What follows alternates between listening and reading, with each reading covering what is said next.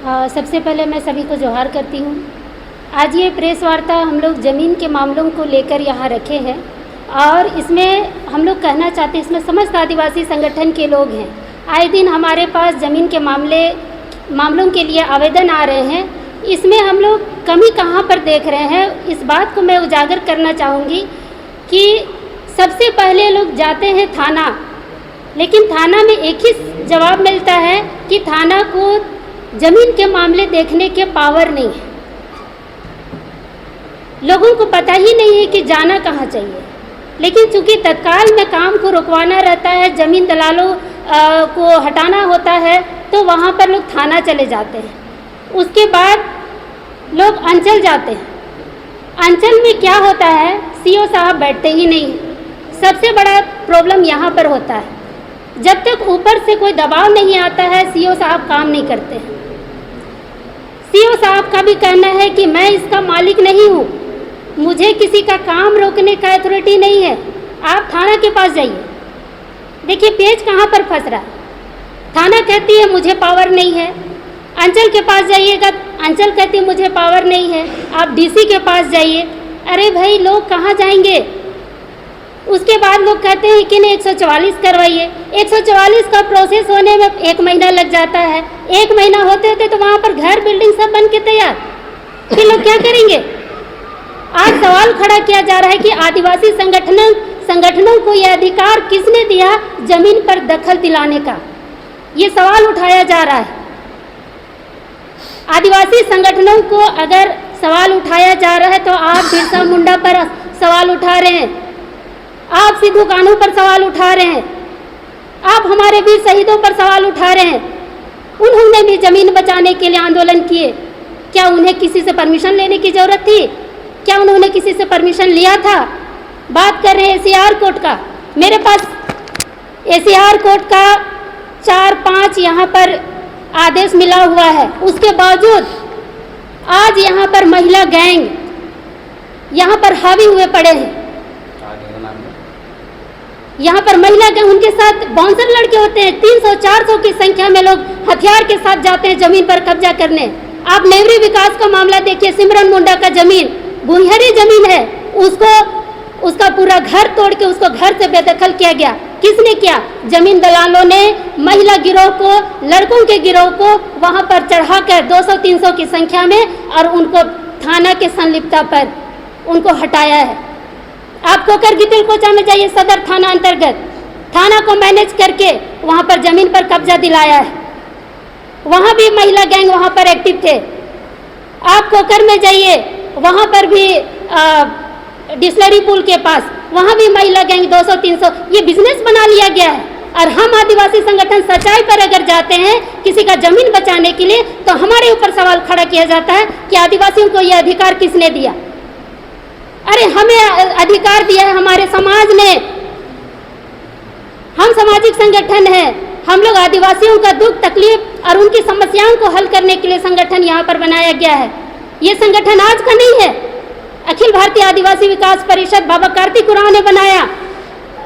क्यों बनाया? अपने धर्म, संस्कृति, परंपरा और जमीन बचाने के लिए संगठन बना के। क्या हम यहाँ मीडिया में फोटो खिंचाने के लिए बैठे हैं? सरकार को मैं कहना चाहूँगी, यहाँ आदिवासी सरकार है, यहाँ राष्ट्रपति भी आदिवासी हैं, मगर जब जमीन का मामला को लेकर हम लोग जाते हैं गवर्नर जी के पास, तो उनका एक ही जवाब आता है कि मैडम इस पर मैं कुछ नहीं कर सकता हूँ। मैं 2 बार गवर्नर से मिली, अभी जो फिलहाल के जो गवर्नर हैं, बोले जमीन के मामले पर कुछ नहीं कर सकते। तो क्या विश्वविद्यालय चलाने के लिए आप झारखंड में आप गवर्नर बने हैं? जमीन के मुद्दों पर आप क्यों नहीं एक्शन ले रहे? आप CNT-SPT एक्ट को आप सख्ती से लागू कीजिए। लिखिए कि सादा पट्टा में जितना भी जमीन बेचा जा रहा है वो गैरकानूनी है। यहाँ रेवेन्यू भरेंगे आदिवासी, लेकिन सादा पट्टा में जमीन किसी और को बेचा जा रहा है, सादा पट्टा में लोग बसते जा रहे हैं। तो आज अगर सादा पट्टा में किसी का जमीन अगर बिका है और लोग बसे हैं, तो मालिक अभी भी हम हैं। इस बात को सभी लोग गौर करें। अगर हम रेवेन्यू भर रहे हैं उस ज़मीन का, तो मालिक हम हैं। यहाँ भूहरी पहने ज़मीन यहाँ पर मेरे पास कई आवेदन है, यहाँ पर पड़े हुए हैं, मैंने लिखा पढ़ी भी की है, कमिश्नर तक को लिखा है।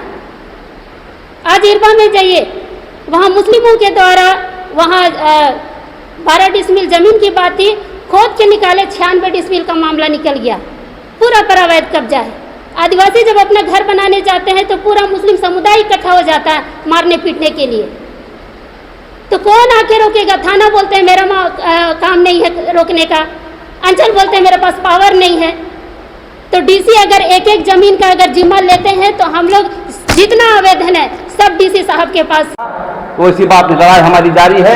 विधायक बने नहीं बने वो हमारा मतलब नहीं, हमारा नेता एकमात्र है और बिरसा मुंडा है। नेता मेरा सिद्धू कानू है, नेता मेरा चांद भैरव है, वीर बुद्धू भगत है। और कुसुम विहार का मामले में मैं कहना चाहता हूं, प्रशासन ने अपना काम कर दिया, हम लोग भी अपना काम कर दिया।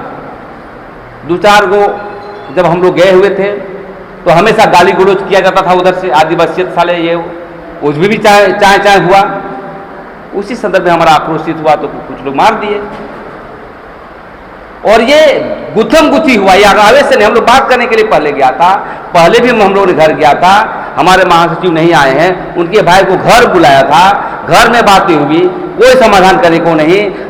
और सबसे बड़ी चीज है जो रंजीत सोनी है वो आदिवासी जमीन पर बनाया है। हम आदिवासी जमीन की हम लूटने नहीं गए थे, हमारे लोग लूटने क्या गए थे कि हम लोग का जो ये सरकारी दस्तावेज में जो जमीन लिया है इसमें सीओ का रिपोर्ट है, इसमें आपका थाना प्रभारी का रिपोर्ट है और एसडीओ का रिपोर्ट गया हुआ, उसकी निर्णय नहीं आया है। तो हम लोगों ने कहा कि भाई ये नगर निगम का जमीन है, प्रस्तावित जमीन है, इसमें लिखा हुआ है सब है, इसको आप खाली कर दीजिए, हम लोग घर बनाएंगे। तो नहीं देख लेंगे, कोर्ट का आदेश नहीं है, दिस दैट, मतलब जानबूझ के। देखिए अभी दलाल लोग क्या करता है, मैं सोने की बात नहीं कर रहा हूं, उसमें आदिवासी लोग भी मुंडा लोग जानबूझ के जमीन को घेरा जाता है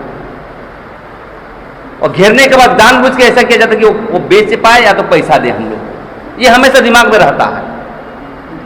इसलिए ये प्रेस कॉन्फ्रेंस का करने का मतलब ये है कि यहाँ की सरकार, यहाँ के प्रशासन हम लोग को सहयोग करे, हम लोग भी सहयोग करेंगे, आप भी सहयोग करिए। और आदिवासी समाज का जो उनकी विरासत है, उनकी जमीन है, उनकी धर्म संस्कृति की जमीन है, उसको बचाने का काम करेंगे। हम लोग कभी तोड़फोड़ नहीं करेंगे। हाँ, लेकिन अब 2 महीना से दे रहे हैं कोर्ट का आदेश है, फिर भी आप नहीं करेंगे तो आदिवासी क्या करेगा भाई? आदिवासी कोर्ट जाता है, आदिवासी डीसी के पास जाता है, सीओ के पास जाता है, संगठन के पास आता है, तो हम लोग भी कार्रवाई करते हैं। तो इसको वायलेशन का रूप ना दें, बल्कि ये समरसता के साथ झारखंड में शांति बहाल करते हुए हम लोग दे देंगे और पत्रकार भी आगे जाएगा और तरीके से हम जमीन को ये कर लेने का काम करेंगे। तो इसी संदर्भ में आगे की कार्रवाई को लक्ष्मी नारायण जी मुंडा बोलेंगे, उसके बाद हमारे साथी लोग बोलेंगे। तो मैं चाहता हूं कि अपनी बयान को रखें जमीन के बारे में।